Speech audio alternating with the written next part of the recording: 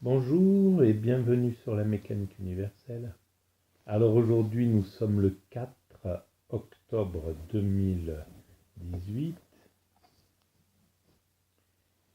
et je continue mes digressions à partir du livre de Claudius Piat, écrit au début du XXe siècle, à propos de Socrate, sur sa vie, etc. Donc voilà, je reprends ma lecture où j'en étais la dernière fois.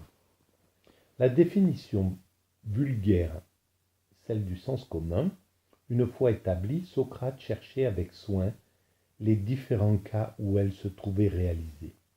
C'est alors qu'il parlait de forgerons, de corroyeurs, de charpentiers, de bouvriers. C'est alors que ses instincts de boutiquier se réveillaient et se donnaient libre carrière, au grand étonnement de ses disciples, jeunes gens riches et raffinés qui ne comprenaient rien à pareille bizarrerie.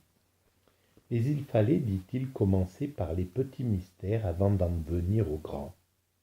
De cette sorte d'enquête expérimentale résultait une série d'approximations croissantes qui tendaient tantôt à préciser, tantôt à compléter l'idée plus ou moins confuse d'où l'on était parti. À ce point de vue, on peut dire que la méthode de Socrate a quelques analogies avec celle que l'on emploie dans les sciences physiques et biologiques. Sans doute, il n'observait pas les faits en eux-mêmes, au moins d'ordinaire. Il les voyait surtout à travers les discours des hommes. Il ne les mettait pas non plus à la torture pour en mieux discerner et la nature et les rapports.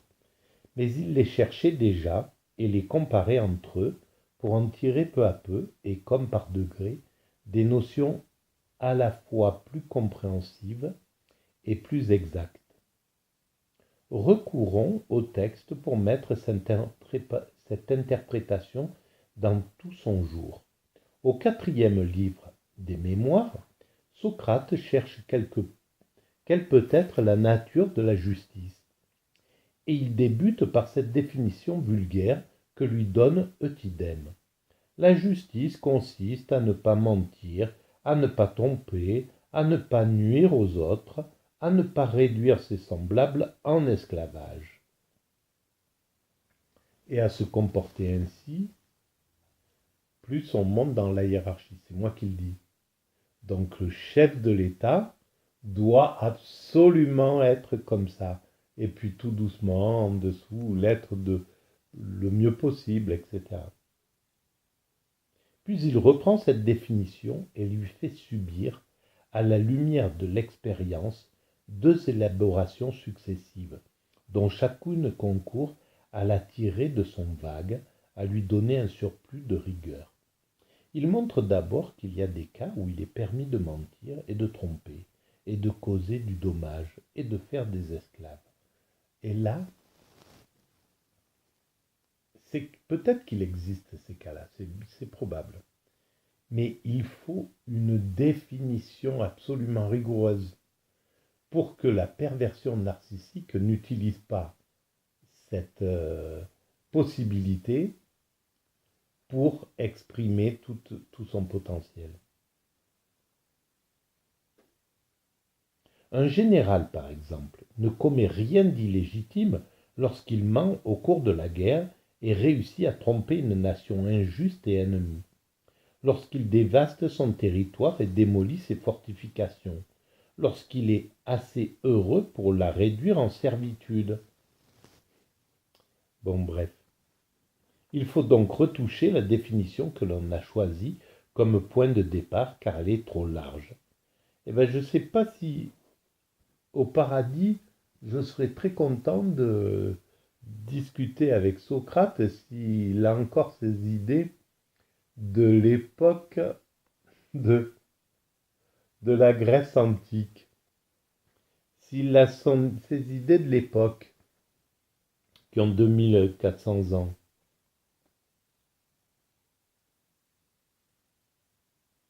Il faut donc retoucher la définition que l'on a choisie comme point de départ, car elle est trop large. Ce sont les amis seulement auxquels il est injuste d'infliger le traitement dont parle Eutydème. Non, pas que les amis. Et cette retouche elle-même ne suffit pas. Elle en requiert une autre. C'est ce que Socrate met en relief à l'aide du même procédé, c'est-à-dire en réunissant de nouveaux faits. Quoi donc, dit-il, si un général qui voit son armée dans le découragement lui fait croire que des alliés approchent et que par ce mensonge il donne du cœur à ses soldats. De quel côté placerons-nous cette tromperie? Bien sûr, on peut utiliser ça avec doit-on dire la vérité à quelqu'un d'hypocondriaque sur sa maladie ou doit-on l'épargner, etc. Bien sûr qu'il y a plein de raisons là-dessus, mais c'est la bienveillance qui fait la limite. Voilà, je viens de le comprendre. C'est pas le fait que l'ennemi parce que là, l'ennemi dont il parle, évidemment, à l'époque de Socrate, tous les autres étaient des injustes et des méchants. On sait que c'est pas le cas maintenant. Donc c'est être juste, c'est pas utiliser ça du côté de son groupe humain. Du côté de la justice, me semble-t-il, je suppose un enfant qui a besoin d'un remède et qui refuse de le prendre. Son père lui persuade que ce remède... Pardon.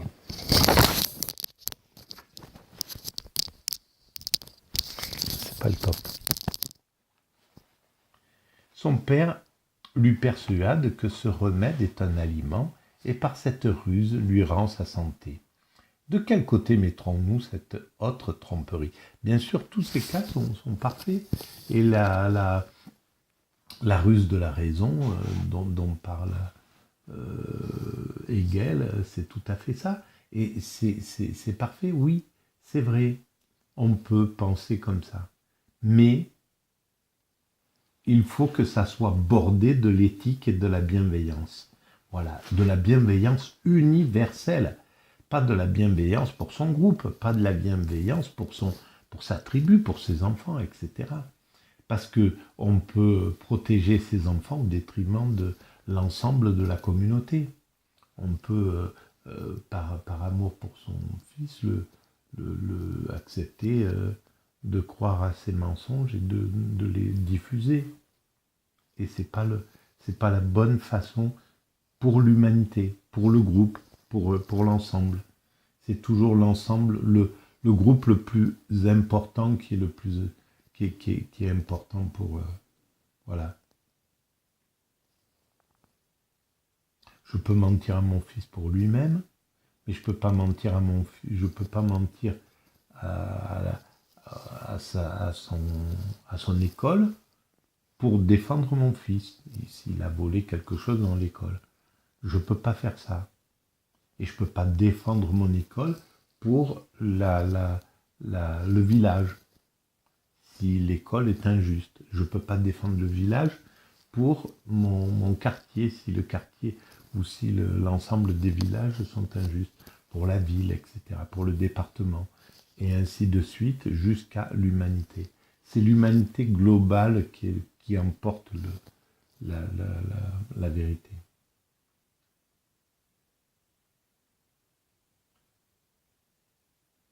Du côté de la justice, me semble-t-il, je suppose un enfant qui a besoin d'un remède et qui refuse de le prendre. Son père lui persuade que ce remède est un aliment, et par cette ruse lui rend la santé.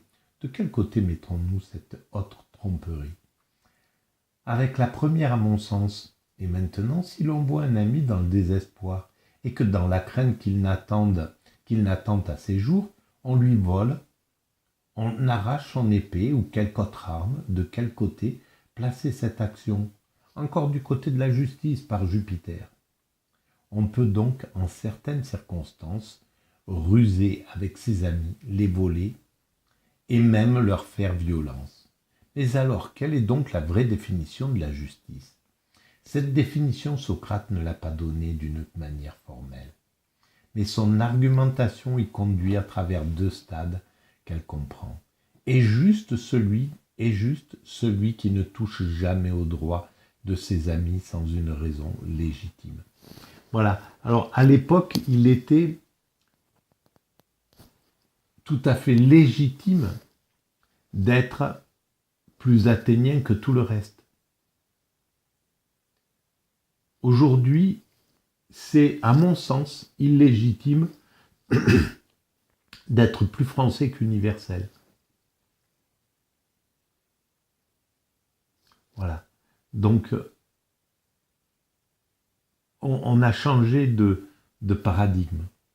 Et c'est important de le concevoir. Le dialogue que l'on vient de voir montre comment Socrate précisait les notions communes. Et l'entretien qu'il eut avec le peintre Parasus nous apprend comment il les complétait.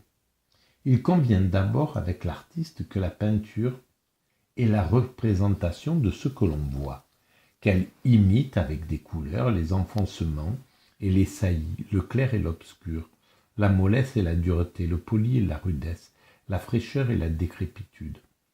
Voilà, c'est par exemple aujourd'hui, ce n'est plus la vérité. La peinture n'est pas la représentation de ce qu'on voit. Ça a été un temps la représentation de ce que l'on ressent, puis la représentation de notre esprit, avec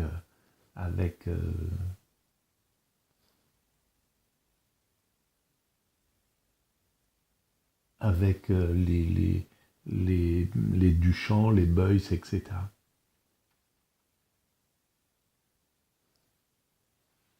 Puis il passe d'une manière inattendue à une idée d'un ordre tout différent.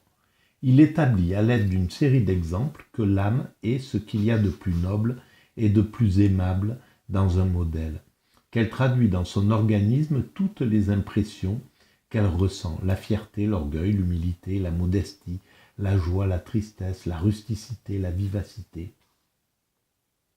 Alors, ça dépend ce qu'on parle comme âme. Pour moi, l'âme, je ne l'ai pas encore située sur la mécanique universelle, directement. Mais indirectement, j'en ai parlé. Mais pour moi, l'âme, c'est la pureté de notre esprit. Mais la pureté, pas au sens pur, c'est notre esprit délié de tout ce qui est pulsion, tendance, jalousie, etc., amour, désir, toutes ces pulsions-là. Donc c'est un esprit qui est neutre, qui regarde et qui aime de façon sans effusion, juste il ressent cet amour pour tout.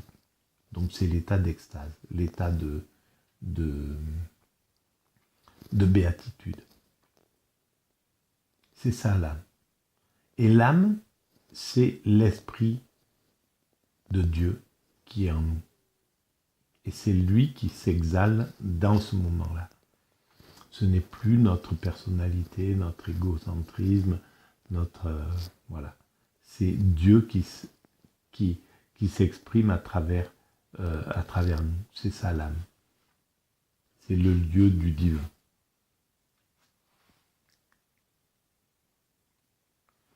Et de là une révélation subite, une définition à la fois plus haute et plus complète de la peinture. Cet art a pour objet le beau. Mais le beau n'est pas seulement l'harmonie des formes, c'est aussi et surtout la vie de l'âme humaine, infiniment plus riche en activité que le corps où elle habite. D'accord, alors on va voir ce qu'il entend par âme. Socrate ne s'arrêtait pas au caractère commun que présente chaque espèce de phénomène. Il remontait jusqu'à la cause interne et permanente dont ce caractère est la manifestation. À son sens, on n'a pas encore trouvé la véritable essence de l'homme pieux, lorsqu'on a constaté que c'est celui qui se conforme aux lois du culte. On n'a pas découvert non plus le tiéton de l'homme juste, lorsqu'on a fait voir que c'est celui qui pratique les lois de la justice.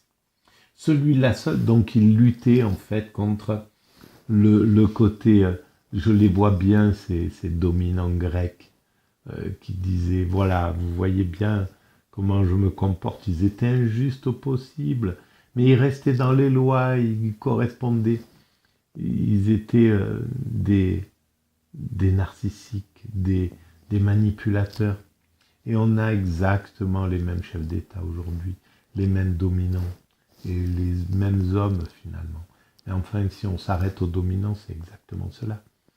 Ceux qui disent, vous voyez comment nous sommes beaux, nous sommes bien, nous sommes... voilà. Non, c'est faux.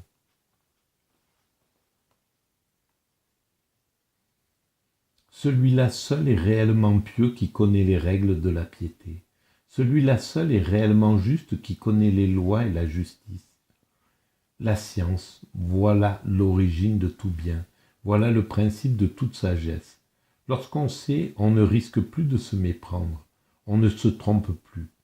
En outre, par le fait même qu'on sait, on a le vouloir efficace, car on ne trouve pas d'homme qui fasse autre chose que ce qu'il croit véritablement utile. On ne trouve pas d'homme qui fasse autre chose que ce qu'il pense devoir faire. Et bien maintenant, le marché a réussi à faire des hommes qui travaillent et qui agissent sans croire ce qu'ils font utile. Des hommes qui font autre chose que ce qu'ils pensent devoir faire. En pagaille, il y en a. On peut remarquer aussi que Socrate, dans ses dialogues, tendait à dépasser l'unité relative qu'enveloppe chacun de nos concepts, après avoir groupé les différents phénomènes autour de leurs définitions respectives. Il groupait ces définitions elles-mêmes autour d'une idée supérieure. C'est ainsi qu'on le voit ramener de proche en proche la notion du beau à celle du bien, la notion du bien à celle de l'utile, et faire de l'utile lui-même un aspect de la loi de finalité, un cas de l'universelle eurythmie de la nature. Oui, je suis d'accord avec l'utile. Socrate n'est pas arrivé à l'unité absolue, mais il est certain qu'il a mis Platon, son disciple, sur la voie qui devait l'y conduire. La dialectique des idées a sa base d'élan dans la dialectique des concepts. Telles sont les règles principales de l'instruction de Socrate. Quant à sa déduction, on peut dire qu'elle revêt trois formes dominantes. En premier lieu, Socrate infère du général au cas particulier qu'il comprend.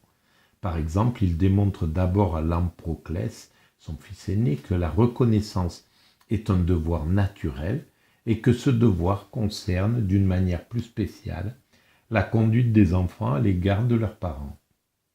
Puis la loi, une fois mise en lumière, il l'applique à la conduite du jeune homme récalcitrant et lui prouve qu'il n'a aucune raison sérieuse de s'ériger en exception.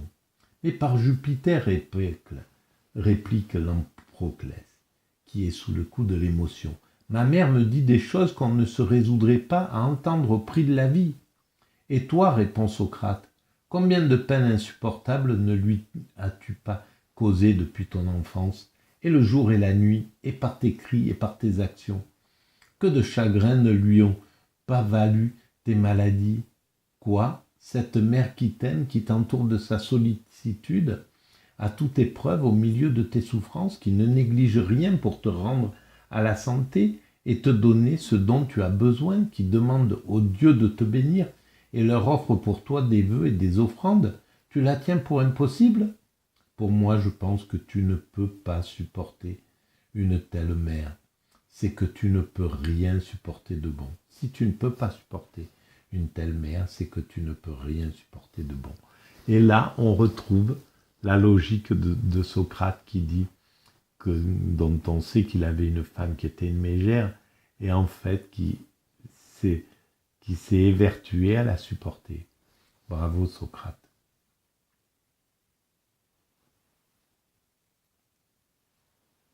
Telles sont les règles principales de l'induction de Socrate. Quant à sa déduction, on peut dire qu'elle revêt trois formes dominantes. En premier lieu, Socrate infère du général au cas particulier qu'il comprend.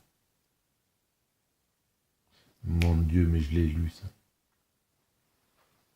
En second lieu, Socrate conclut du général aux éléments logiques qui l'enveloppent.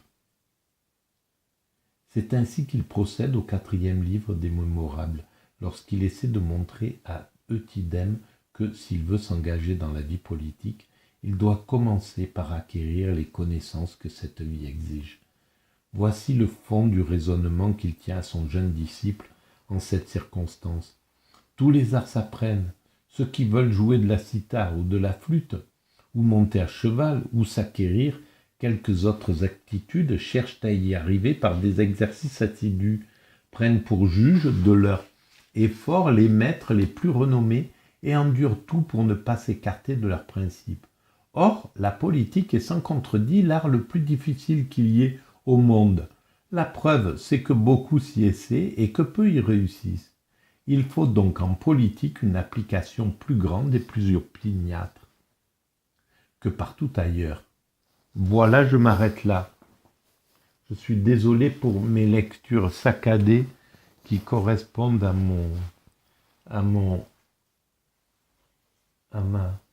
ma respiration saccadée. Je ne sais pas si ça se voit, mais je suis épuisé.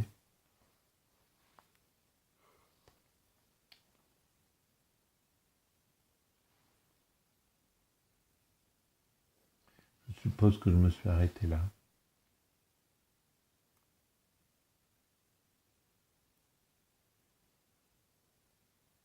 Ah, voilà. On va arriver à la cause de Dieu. La preuve de l'existence de Dieu par les causes finales. On va arriver à ça. Voilà, c'est fini pour cette vidéo. Je vous remercie de votre écoute et vous souhaite une bonne soirée. Merci.